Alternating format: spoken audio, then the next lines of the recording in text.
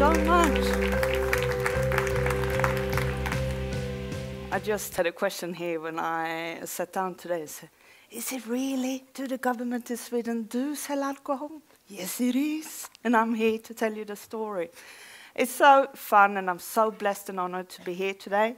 In 20 minutes, I'm going to try to tell you the story of the change we made in Systembolaget. My name is Mia. I've been working in Systembolaget for 7 years, first as a leader in the company, later head of service, and also been head of the projects that I'm going to tell you about now. Because it is that. And what we've done is that we built a passionate leadership and engaged employees. And how do you do that? It's quite a challenge, isn't it? We've all been speaking and listening to good strategies today. But strategy is a strategy.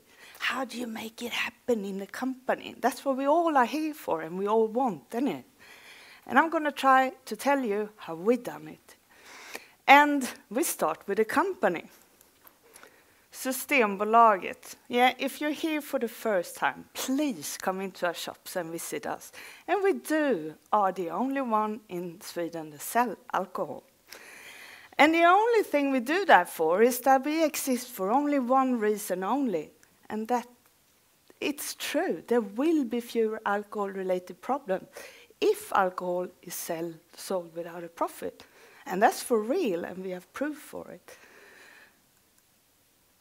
So we have a mandate. We were listening to the government from the UK before. We also are government-controlled and state-owned, and we do have a mandate. And that is that we can't sell with profit, like Stefan just said. We can't open a shop in every corner, even if we would like to, because we do sell a lot. We're not allowed. The government tells us what to do. We can't have the opening hours that we want, or maybe the clients want, because it's the government that controls us.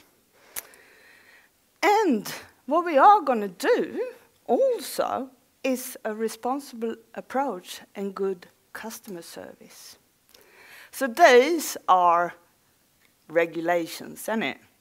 And if we speak of the topic like we spoke today, with a lot of good service and hospitality, how do you make this happen with the people that are run by these regulations? I'm just going to tell you a little bit of the company so you know how big we're talking. We have 423 stores in the country.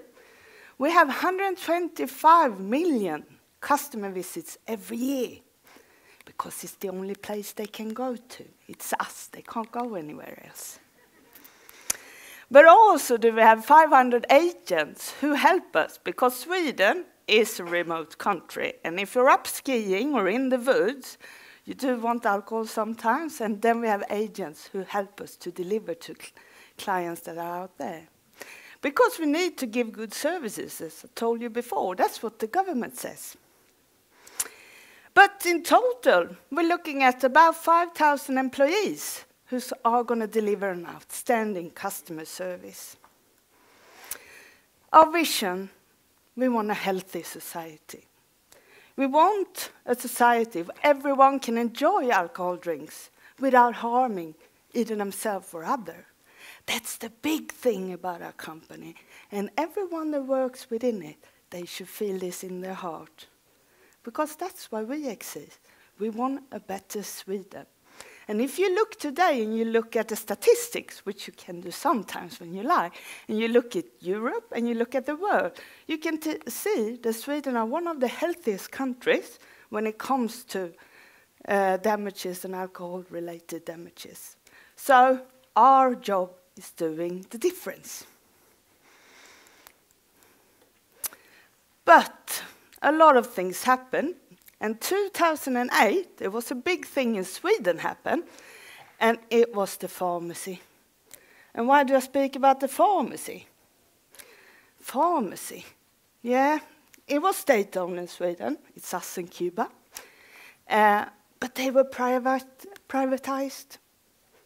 And what happened in our company then is that the board of directors started looking, what if this happens to us? We were in change of government, a lot of things happen. So what if they sell out Systembolaget as well?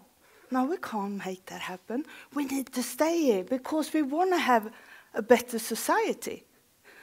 So what did we need to do? We need to change ourselves. So it was a strategic decision to start to work for an outstanding customer service. And that came 2009 in our company. But why do we need to change? We're good, aren't we? Having in mind, I told you that we are the only place they can go to. So they can't tell that it's a difference because Swedish people don't know how it is to have it free if they don't go on holiday. As you can see, our customer satisfaction index is good. But we topped it now, 2013 with 82. We all measure. So we were good. But were we good? This is our history. State-owned government. I think you think that, don't you? This is how you bought alcohol in Sweden back in the days. You went into the shop. Did you feel welcome? No, I don't think so, do you? Did you feel like, oh, I want to try new things, a new drink for my dinner? I want to ask something. When these people meet you in the shop, you're not really starting a conversation, do you? And if they are meeting you like that as a customer, how do you meet them? Because that's basically what it's about, meetings.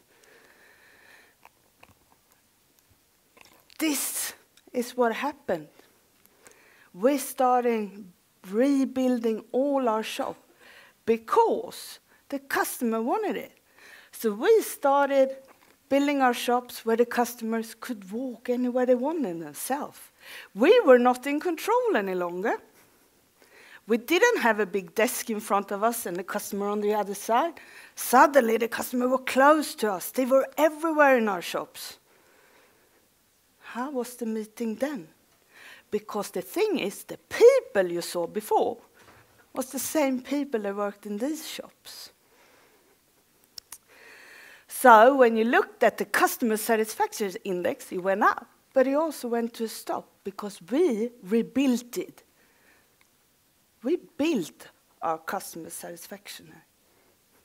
Because when our Swedish people, from buying alcohol behind the desk, suddenly walk into the shop, it's like walking into a candy store. They could pick any bottle they want, they could feel it. They couldn't have done that before. So, were the customer happy?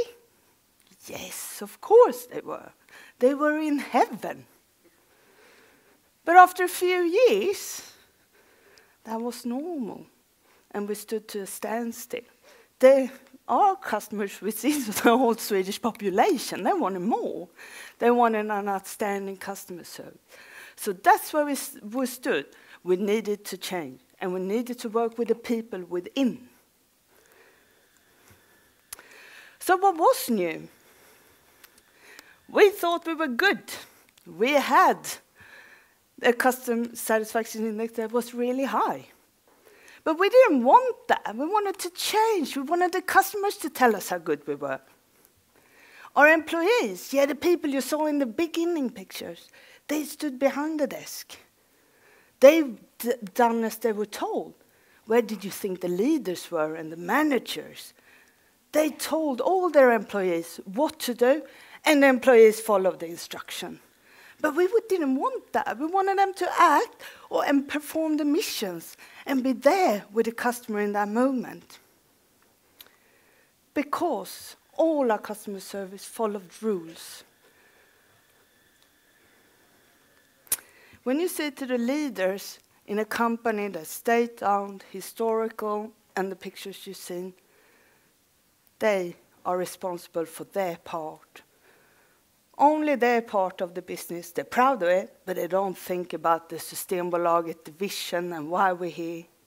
But we wanted that. We wanted passionate leadership out there. We wanted them to take responsibility for the society and to inspire other people around. So we wanted to go from there to here. And we're talking about 5,000 people. We had 3 years to do this journey. I'm going to point you some key words today. Trust is one. Because if you're going to make this movement in a company, you need trust. When the board of directors say that we're going to create an outstanding customer service, they need to trust their employees, and the employees need to trust their board of directors. Because when you start changing things, what happens in the company then? Things start moving, and you're challenging everything around you. And then you need to let it happen. Because if you don't get the change. So trust in a company is one thing when you're starting a process like this. Because our goal was an outstanding customer service, we wanted every person in our company and every leader to see this as our highest priority. And when you, as I was during this time, a leader in the company, gets this from your board of directors to say, customer service is priority 1, 2, and 3 on your agenda. Everything else you can take away. Oof. What do you think happens? We all have our agendas, we all have our calendars, and are they full? They're always full. But when you get told to actually prioritize, it's heaven, isn't it? You can do whatever you want, as long as it has to do with customer service. And that's what we're all here for, to make a difference with our customers. To have all this, we put out a promise to our customer. And we wanted them to feel welcome in our shops. You should always feel like you can learn something from us. And you should always be able to rely on us selling alcohol responsibility. Because every person that goes into our shops to buy alcohol, our employees are under alcoholic law, which means that if you come into us and you go to a shop, we need to look at you to see if you're underage, if you're drunk, or if you're on drugs, or if we think you're going to sell to an underage person, then we have to neglect. And that's about 30, 40 seconds time to do this check. So that's the mission that all our employees have in our shops. And that's a big thing, and that's what I said about our mission to make Sweden a little bit better. But this was the promise that we wanted to give to all our customers. But we didn't go out and say it and tell it in press and media. We wanted all our clients or customers to come into us and feel it in their heart that this was the thing that they felt when they came into us. And if you think about the change, the people that I'm talking about, it's still the same people that's standing behind the desk, then suddenly are going to move out and meet and greet all our people that's come into us with warmth, happiness, and to be able to send a message and vision. So it's a big challenge, if I can say so. We have 4,800 people in our shops working daily. They are going to deliver this in every single meeting, every time, every day. But also we have a big, lovely head office. I think mostly of you in here work with head office. They're far away from the customer. And sometimes they don't even understand what's happening in the business, do they? How do you make them think that everything has to do with the customers? That's where it's happening. It's not so easy to make that happen. And that was a big challenge for us, saying that we're government controlled. And as Andrea showed the pictures of her head office, our one is looking approximately the same, even in the middle of Stockholm.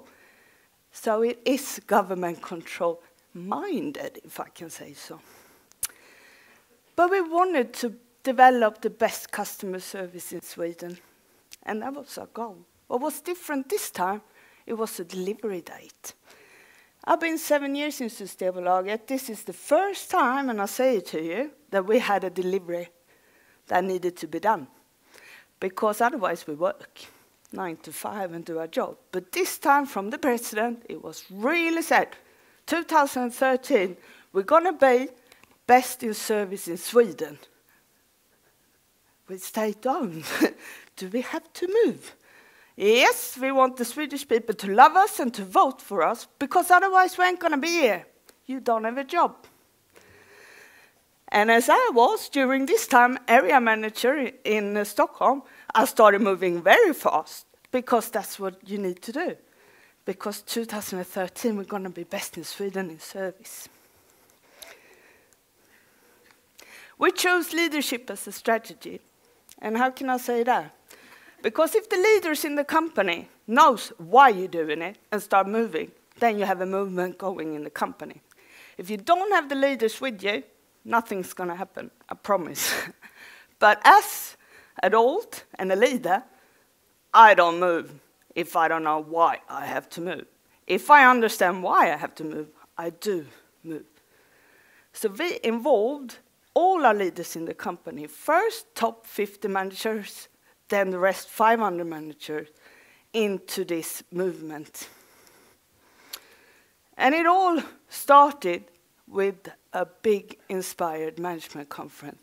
We gathered all our managers in the company to speak about the vision, why we're doing this, the goal, best in Sweden in service. It was so clear, but we also gave our leaders time to discuss why, to really settle down with the challenge that we stood in front, and to gather together all their energy they could. What was new this time was that the inspired speakers during this conference come from within, which means we made this power and this with putting up our own stars of the company, because they are there. They're in every company, you know exactly. Put them on stage, let them shine, and let them bring the rest of the people with you. Engage. It's lovely words, but you've got to make them happen. And if you have involved all your leaders, then it's time to engage. You've got to engage all these people that meet your customers every day. We've been talking about fishes today, and then I have fishes as well. I don't know. It's goldfishes and labs and aquariums everywhere. And I'm going to talk about the same. Because as Andrea said, you have to start to move. You can't walk on a daily basis and do what you've done and do what you've always done. You need to move out of your comfort zone. And if you've done the same thing every time, every day, suddenly someone is telling you to do different. And to actually move out of their comfort zone and ask a question. Because what the only tool you have in customer experience is yourself. You can work, you can look in the mirror, and you can try changing. Because if I change the way I act and interact with you, you will change your way of interacting with me. And things will start happening. So we started up a lab where we change and try different things. When the board of directors said yes to try this in every shop, I'm not really sure they know what they said yes to, but we were allowed to do it, and we did it. So during all these shops in Sweden, new things started happening. And I can say it wasn't maybe the best thing to put children's corners in a shop, or to have flowers in the cashier, or have wine tasting in the storage. But we let it happen. Because what our employees experience is that, oh, that wasn't so good. It's all about me. But you need to feel it, you need to practice, you need to do it yourself to come to the answers yourself. And that's about trust from the board of directors and from the company that trust their employees, that through their core values can actually make the change. Woo. Then I walked up to the board of directors saying, we need to change experience. We need to find a way to communicate. We have shops all over Sweden, 423, but they never speak to each other. They don't know what the neighbor does. We need a blog. Oh, you need a blog? Yeah, who's going to control what it's written there? No one. Uh-oh, but if something is badly written there, who's going to tell you? It's very good. Very good. Yeah, because then we know where we have to have a discussion, or talk about a company vision and where we're going and everything. Oh, okay, let's try that. And this was our way of exchanging, because during a process of this, you need a lot of energy and inspiration. So we were allowed to do it. It's still running, and it's our way to communicate within the company, all of our employees. And we called it All of Us Always, because to gather all the strengths and energy together, all the employees with the same goal, is magnificent. 2012, we're in the end of the story now, we gathered all our employees in different meetings all over Sweden. 27 different locations, but it wasn't planned from the head office like history has done. We gave it to our employees and our leaders in the company. You create your own meeting. The only thing that we want you is to speak about the customer promise, talk about it, talk about the core values of the company, and talk about the vision, which means, why are we here? And this was the biggest thing in Systembolaget's history. Only with a clear intention to get the movement going. Because we only achieve the goal when the customer says that we are outstanding. This is a Facebook page that's done by a customer from one of our cashiers in one of our stores. He actually got a fan page. That's good, isn't it?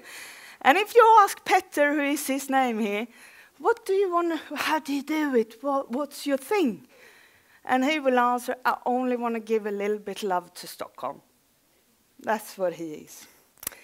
So we did achieve the goal.